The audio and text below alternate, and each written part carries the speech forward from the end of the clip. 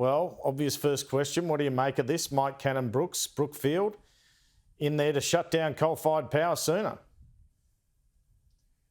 Well, there's no surprise to me that some of the players and investors in the energy space want to shut down reliable power like coal because it'll let them make more money. We saw that when Hazelwood got shut a few years ago. You shut down some of the suppliers of power in the market and it pushes up the price.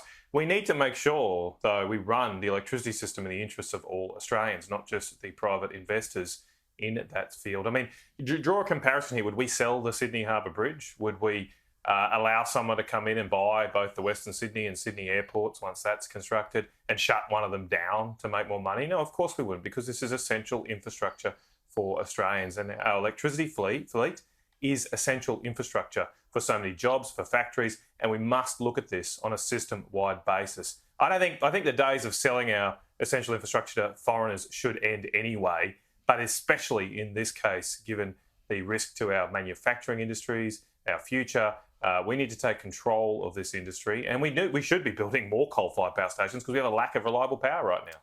All right, well, I guess the market's determined there's not the demand for more coal-fired power stations. And just on that, the television behind you... There's no market. Yeah. The television behind you, 65% of Australia powered by coal now. Do you concede that... Yeah, that's in the middle of the day. Do you concede that in years to come, that figure is going down as technology comes on board?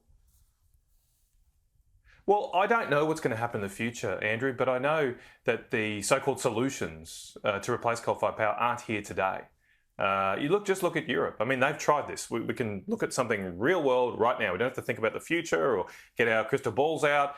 Just look at what's happening in Europe at the moment. It's a complete and utter disaster. They've shut their coal-fired power stations. Some countries have shut nuclear-fired power stations as well. And now they're completely dependent on Vladimir Putin for their power needs. Even then, they struggle half the time to keep the lights on. And right now, here in Australia, we nearly had blackouts. We did have some brownouts in Queensland a couple of weeks ago because we didn't have enough power at a hot time of the day. And yes, that sign behind me is in the middle of the day. 2/3 of the power right now when the sun is out and the solar panels are running full tilt. We're still using coal for 2/3 of our electricity in Eastern Australia. Senator Canavan, there's no solution here tomorrow, so we cannot shut these. But your own government is about technology, not taxes, and net zero by 2050. Are you saying they're taking the wrong approach here? Yeah, well, I've said that last few months, Andrew. It's not news. I don't think that's the right approach because I don't think we should be gambling the future, especially of our manufacturing industries, on unproven technologies.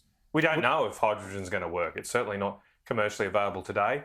Batteries, I mean, look at this battery that Origin said they're going to install to replace the largest coal-fired power station in the country. It can last for 2 hours.